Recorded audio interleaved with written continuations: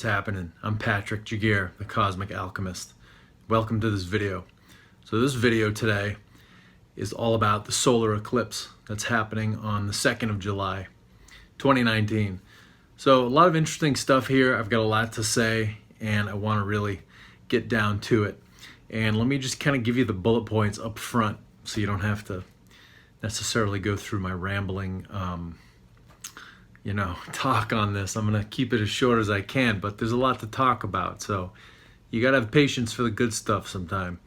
So the major points here is eclipses sort of bring things out of the darkness. So this eclipse is all about, we've been denying things for a long time, and so some shocking things are going to come out of the darkness, or another way to say this is kind of our collective subconscious or our collective unconscious.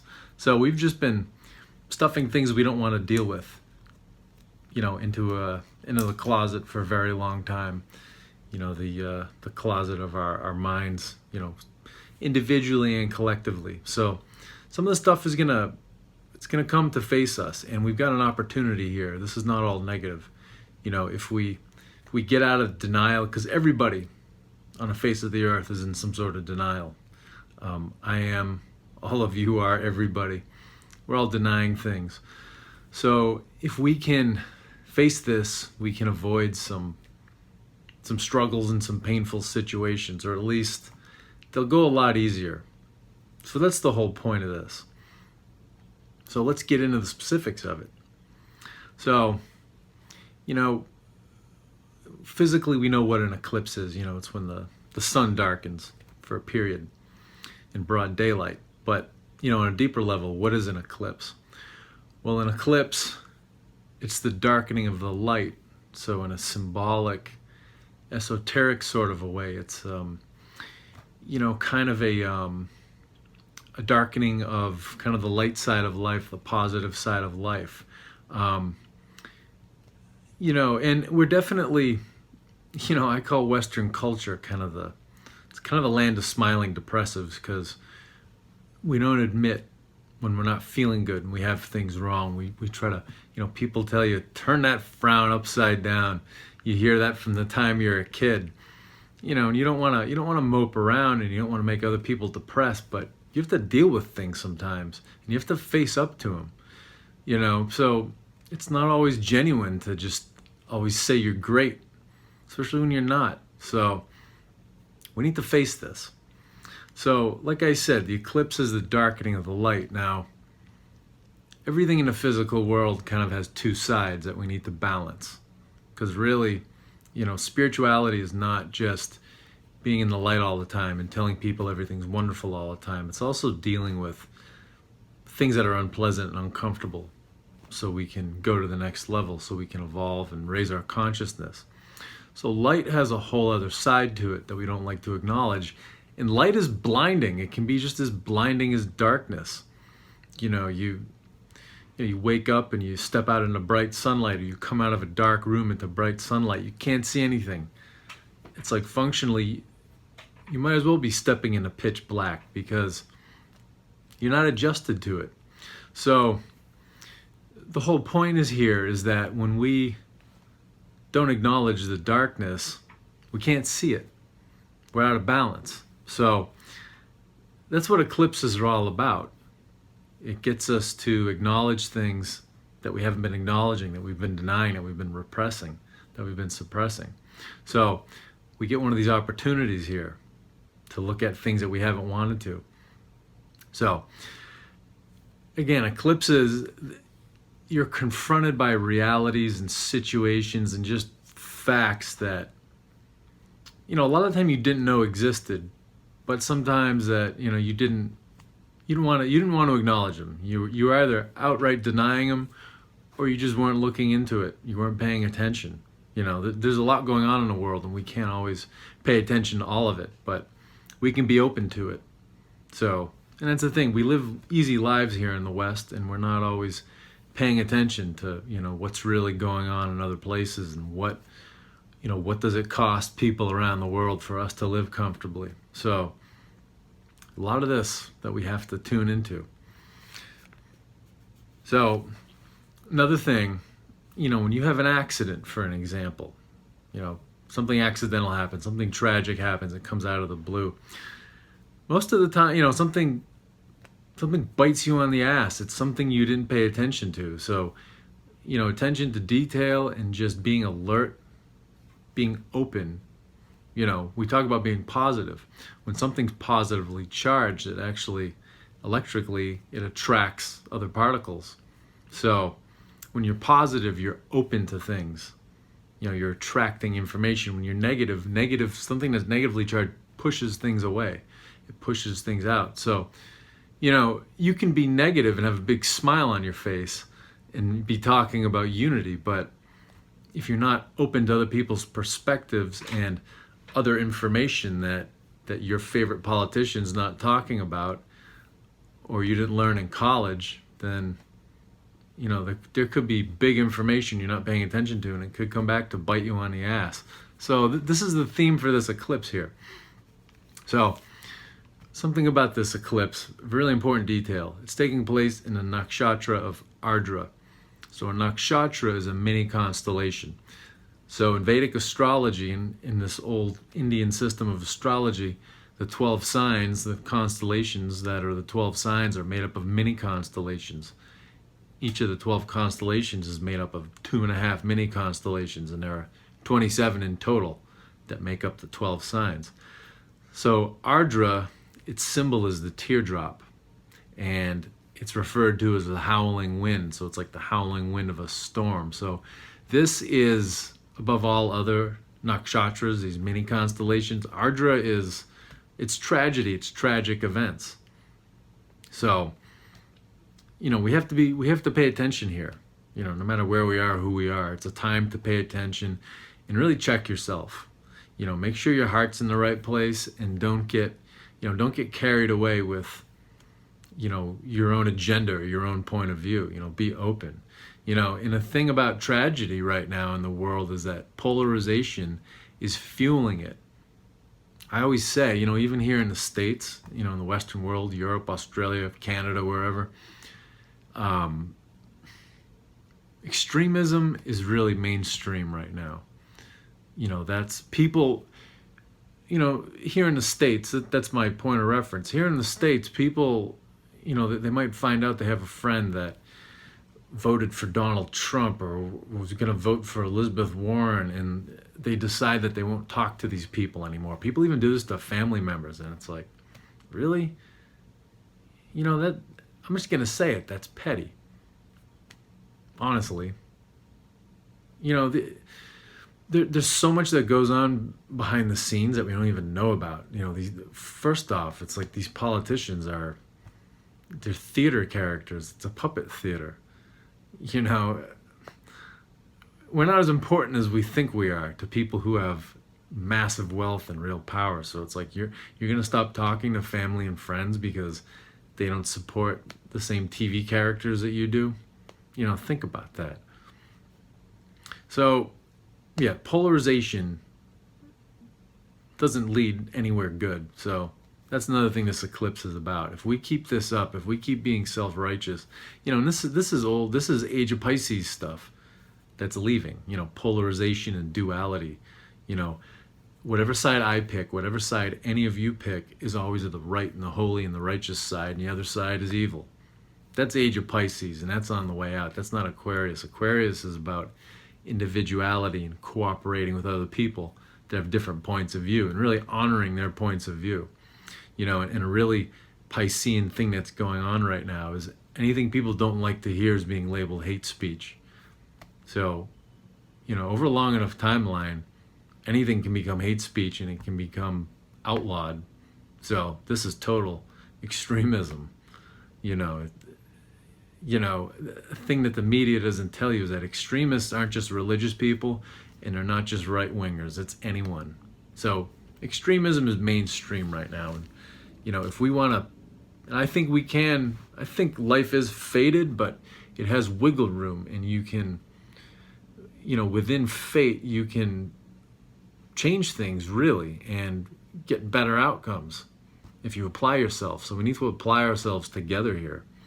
Because really, spirituality, what we were taught in the age of Pisces for the last 2,000 years is that the spiritual thing to do is to take a side that's the right side and the correct and the holy and righteous side, and do your part to make sure that side dominates. Well, that's not spiritual, because spirituality is the reconciliation of opposites. It's bringing opposites together to synthesize them, to get them to work together as a whole.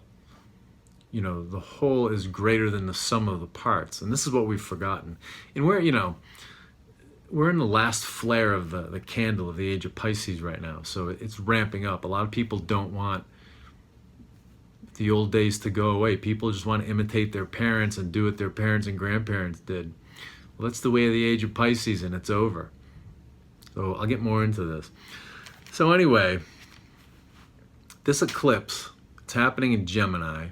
It's happening in this mini constellation Ardra, the teardrop, the howling wind, the mini constellation of tragic events.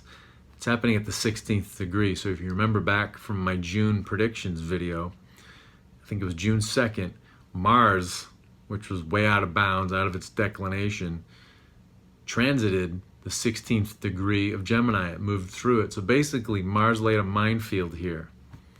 So it laid a minefield for the sun. Well, sun and the moon, because they're going to be together on the eclipse. You know, it's how the eclipses work. So the Mars laid a minefield. You know, Mars is a planet of, you know, violence and warfare and warriors and volatility. So Mars laid a minefield. So when the sun gets there, and Mars being, you know, the planet of anger and volatility, the sun's basically going to hit like a landmine of like anger and frustration. So things are going to flare. And incidentally, Mars also laid two mines. One of them's on a time delay. So the sun's going to step on one. On July 2nd, we have this eclipse. The other one's on a time delay till the 26th of December, when the next solar eclipse happened. And that's going to be the bigger mine, the bigger boom. It's like, you know, if people have been in the military, the July one's like a toe popper, and the December one's like a bouncing Betty. So look those up if you don't know what those are. It's a little mine and then a big mine. So, you know, we want to pay attention here. And, you know, the big thing here is make sure your heart's in the right place. You know, don't try to one-up people. You know, don't try to piss people off for the sake of satisfaction, because it ripples out into the wider world. You know, you're part of the world. You know, the big events in the news aren't just going on in some distant place. They're closer than you think. And what you do affects another person, that affects another person, and it goes through the whole world. So, you know, be careful here. Don't be so extreme. Don't be so polar. Like, you know, we're all in this together. You know, if you're a Democrat or if you're a Republican, you have much more in common than people in the other party than you do with people who actually run things. So remember that, you know, because we're basically, you know, on the surface, we're ruled by people who are the kids from student council in high school. You know, that's who politicians are. They went to law school and, you know, now they're in Congress. So think about it. And they're just a management system for people who own the big banks and the big industries. That's who really runs things. I'm not saying they're evil, but things are not what they appear. So don't get so worked up about it. That's my point. So, yeah. So this solar eclipse, the sun is basically stepping on a mine that Mars planted for it at the beginning of June. So another interesting thing here with, you know, Ardra and Gemini, this mini constellation, and then these eclipses,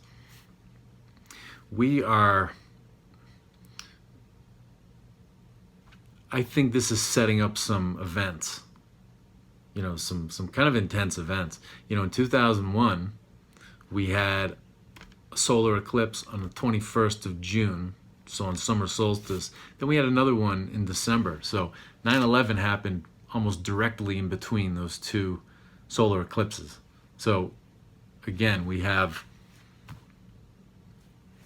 these two eclipses again, one in the summer and one in December, you know, one in the winter. So Gemini and Sagittarius, just like in 2001. So I'm hoping something major doesn't happen between those, but you never know, you know? So, all right, so moving on here.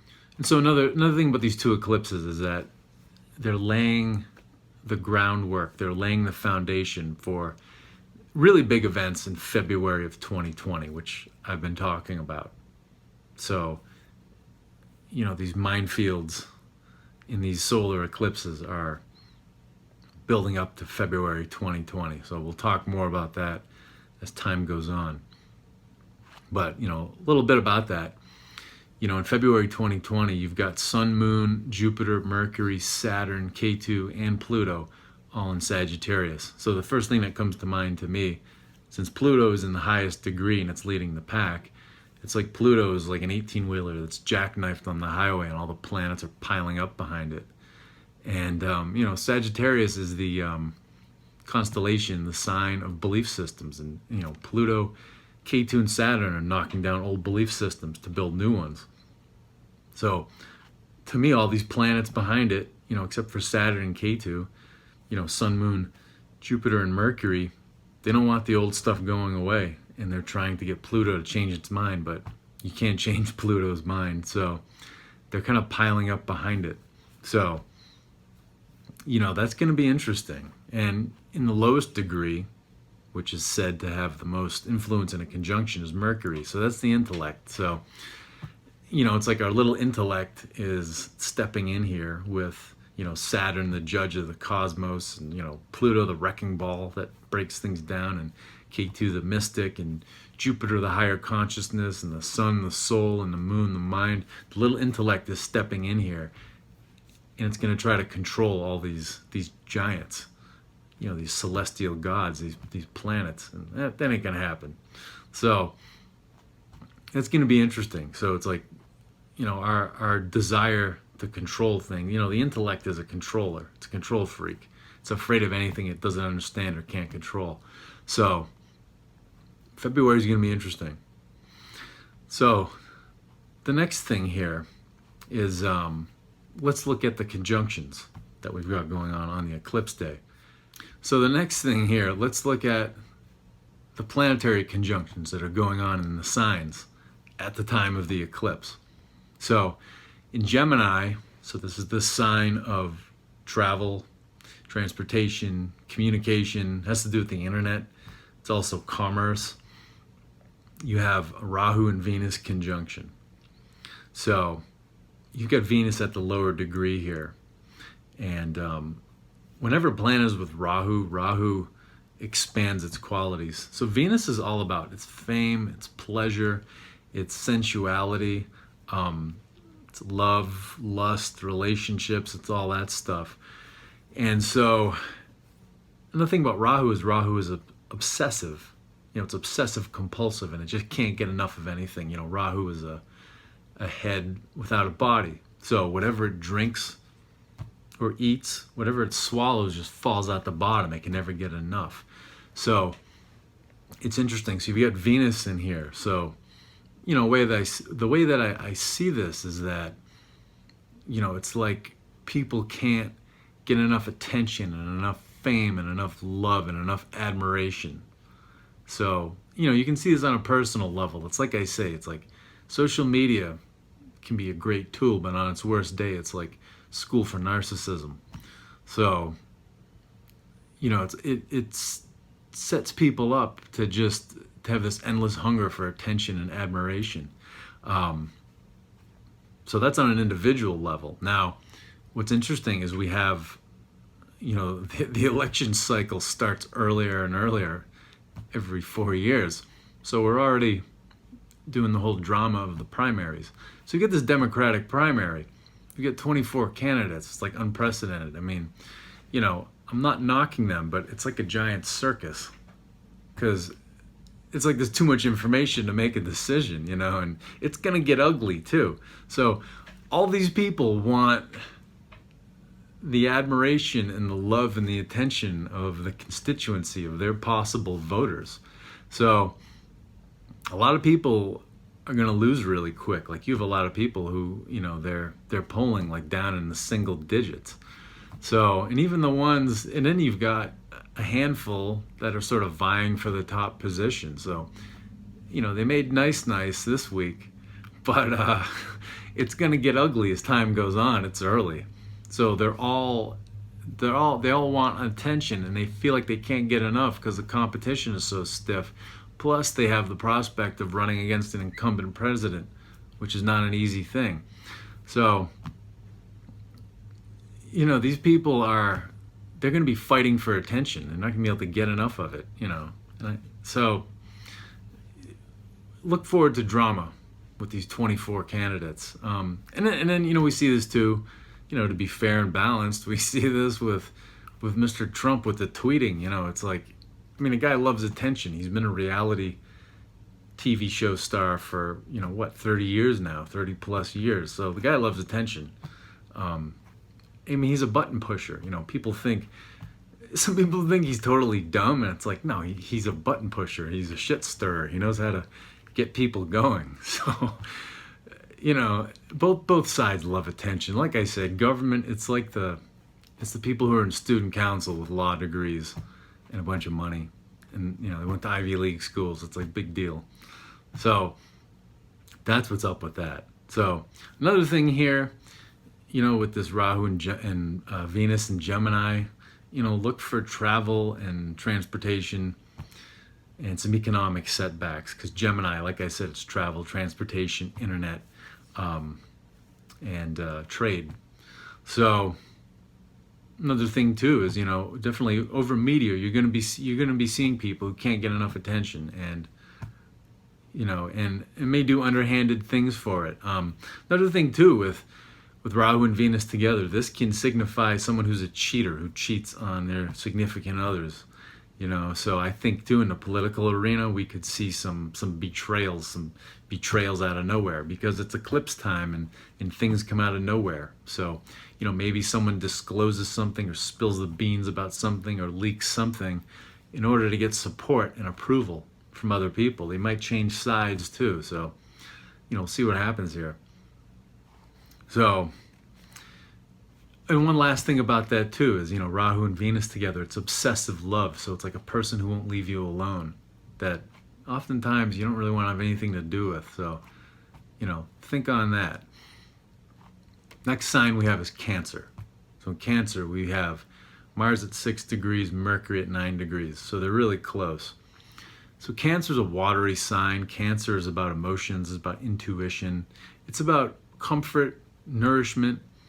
And so neither Mars or Mercury really enjoy being here, because Mercury is the intellect. Mercury wants data, it wants facts, it likes details, it likes to sort details. It doesn't really want to deal with emotions, because emotions, you can't quantify them, you can't put numbers to them. So it doesn't like this a whole lot. Then Mars is weak in Cancer. It's debilitated. You look at Mars is a warrior, right? And Cancer is almost like being in a counselor or a psychologist's office. It's like being in a therapist's office, having to sit on the couch and talk about its emotions. It doesn't like doing that. It's uncomfortable, and it kind of feels like it's wasting time. So Mars here in Cancer doesn't have a lot of vitality and a lot of energy and a lot of power. So with this, I see, for one, with Mercury here, I see some, communications and economics, trade being upset, particularly trade, by sea. We've seen this already. Mars too, Mars in a water sign, it has to do with like flooding, like excessive rainfall. We're seeing this already, especially in the middle of the country in the south. So, definitely look forward to some flooding, this summer, and, particularly around eclipse time. Mars will be here a while too, so definitely the month of July, some flooding. It's going to be hot too, because Mars is frustrated and, it's kind of unhappy. So, hot summer. Now, the other thing too here is that Mercury and Mars are together. So when you put Mercury and Mars together, especially Mars at a lower degree than Mercury, it's influencing Mercury. So this is angry communication, over emotional communication. So again, Mars and Mercury don't like emotions, but they have to deal with them. And Mercury still has to communicate. So it's communication. It's going to be emotional, but it's going to be frustrated and angry because it doesn't sort through emotions very well. So this is definitely a time to make sure your heart's in the right place, and try not to piss people off for the sake of it and one up people, because you could take it too far without even realizing it. And kind of speak softly. Don't try not to be too hard with your words, because it could really get out of your hands. Emotions can really get tempers flaring. So another thing too with Mars here in Cancer, in the sign it doesn't like, look for weakness in the real estate market. There's been some buzz about that, but it's probably going to become a bigger story. So not necessarily on the eclipse day, but it's going to start building. This sets the stage for it. Things don't always happen on the day of or in the month of, but the stage is being set and you see it later. So the next sign we've got here is Sagittarius. So again, the sign of belief systems. Religions are part of this, philosophies, worldviews in general. So we have Saturn, K2, and Pluto here. They're all within 5 degrees. Saturn and K2 are both at 23 degrees. So again, Saturn and K2, it's like when you put them together, it's like a mystic, like a spiritual teacher that is teaching you how to kind of reorder your life, so to get rid of your old belief systems that are really negative and not serving you anymore. They're outdated and they're not practical. I respect traditions of all kinds, but to me, tradition has to be practical. You can't just do it dogmatically for the sake of doing it, because what's the use? It doesn't serve a purpose. So Saturn and K2 are getting rid of old traditional belief systems that are not practical and don't serve a role anymore. There's no practical function.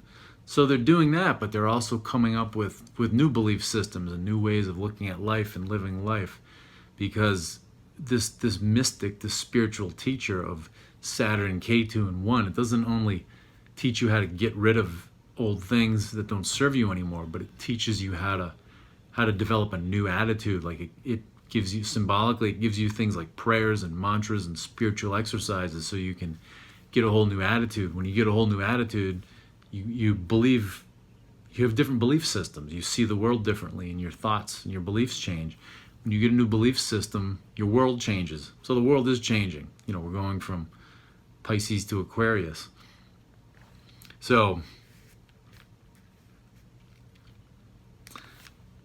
one thing here with, K2 and Sagittarius, there's a high possibility of terrorism, because back in 2001, we had Rahu and K2 were on this Gemini and Sagittarius axis.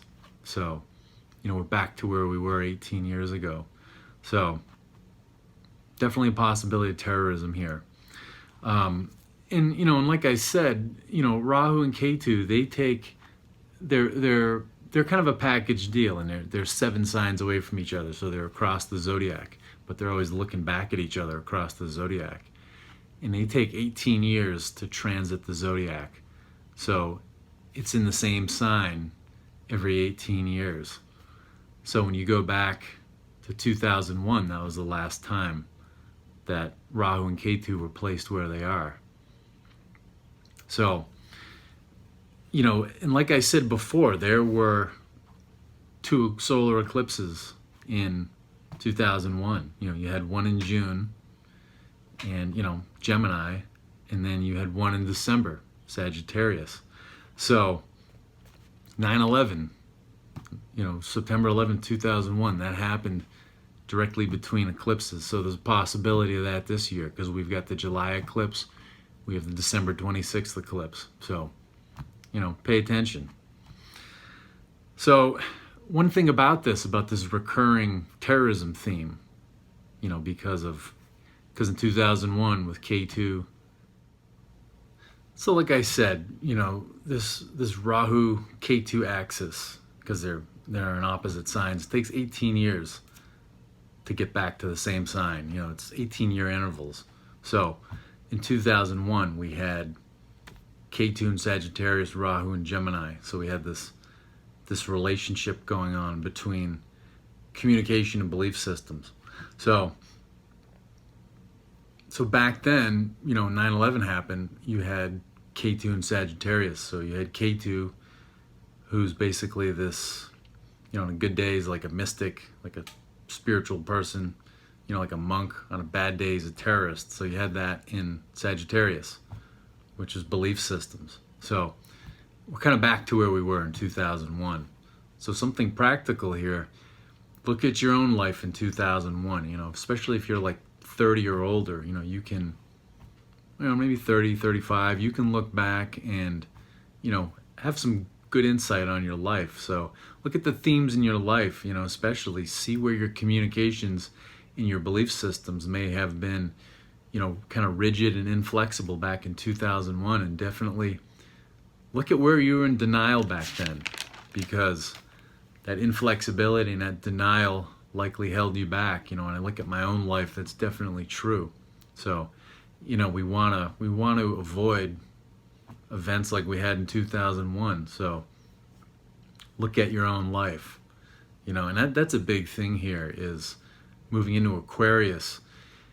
We have to improve the world, we have to improve ourselves. We can't just look to prestigious people. We just can't vote for prestigious people to take care of it all. That's an Age of Pisces thing, because Pisces is all about haves and have-nots. And so only so many people can be in power. And when I say haves and have-nots, it's not so much about money, but it's about power. It's about ability to affect change in the world. So only so many people can hold offices and hold, influence behind the scenes. So in the Age of Pisces, the rest of us just have to choose a side and support it and support its domination. But that's going out the window. So it's not about joining a political club and picking the right person to boss you around, which is what we've been doing.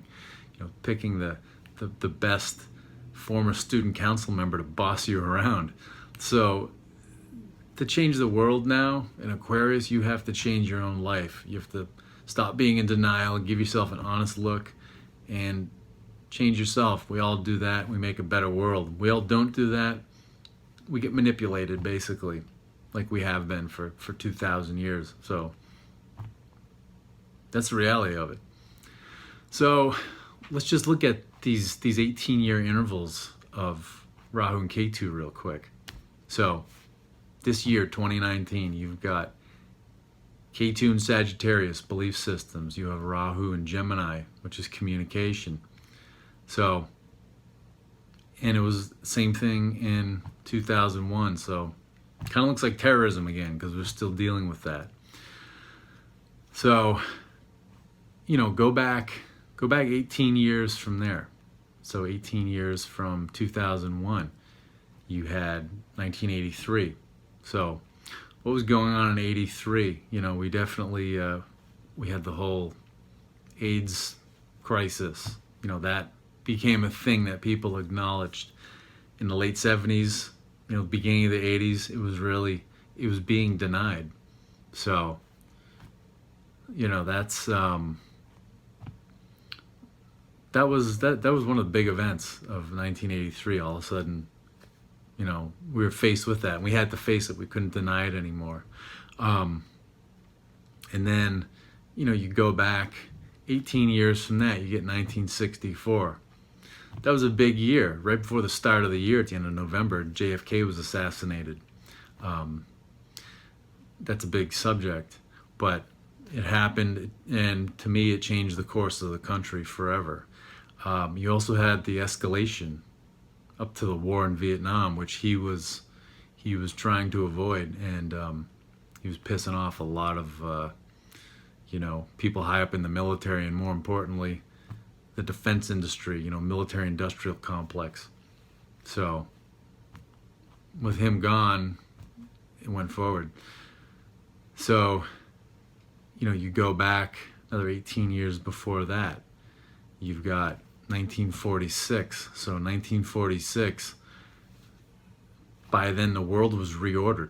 So, at the end of World War II, you had the whole Bretton Woods Convention where the Allies, they left, representatives from the Soviets and from the Soviet Union and China out, and they set up this kind of Anglo-American sort of domination economically, and it set up the US dollar as the premier currency that everyone had to use for international trade. So people got kind of hamstrung economically because they needed to buy dollars, which were really expensive, especially if your country had just been destroyed, by a massive war. So that was, and that set the seeds for the Cold War. So 1946, all of a sudden you had the Cold War because, honestly, it's the Soviets and the Chinese, right, wrong, or otherwise, they didn't want to get in line behind the US and England. And, when you look at World War II, the Soviets and the Chinese together, they fought over 90% of the war. The Soviets lost like 25 million people, and the Chinese about the same. And then the US and Britain, they lost about 400,000 each. So those countries weren't going to just follow the leader and do what the US and England told them after kind of having such little skin in the game. So 1946 was a big year for that. The atom bomb was, really scaring the hell out of a lot of people. And then the Soviets got in a race to build their own and steal some secrets to get their own, and all of a sudden you had this nuclear arms race ramping up. We need to get out of these cycles. We have opportunities to get out of these cycles. So that's where I want to end this whole thing, is that this isn't all negative. It's not all tragedy. We may need tragedy to help unite us again, and bring us out of this false sense of unity that comes from denial, because both political sides, left and right now, they're all talking a big game about unity, but their idea of unity is basically silencing the people who oppose them. And, they're saying, yeah, well, we'll all have unity when you do things our way. So the opportunity here is to see past that. And if we don't do it voluntarily, then we're going to have some tragic events to give us some perspective. And, if we don't get the point, they just keep ramping up. That's how the universe works. Keeps giving you the same message until you get the point. So pay attention, be positive, and see what you can do in your own life to make the world better. But it can't involve forcing your agenda and your belief systems on other people and alienating other people because they don't agree with you. Because that's polarity, and that's old stuff. That's the age of Pisces. That's black and white dualism, us versus them, and that's on its way out, but it doesn't want to leave. So, that's enough of that. So anyway, check out my website. It's thecosmicalchemist.com. I'll put that address down in the comments section.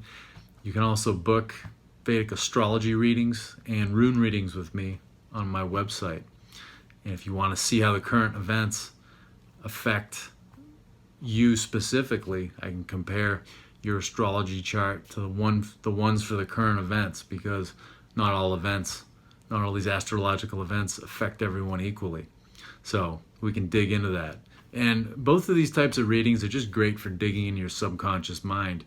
When you want to make changes in your life and you want to get out of a rut and do something different, you have to bring more awareness and see what's going on a deeper level. So this is really a way to zoom into the subconscious.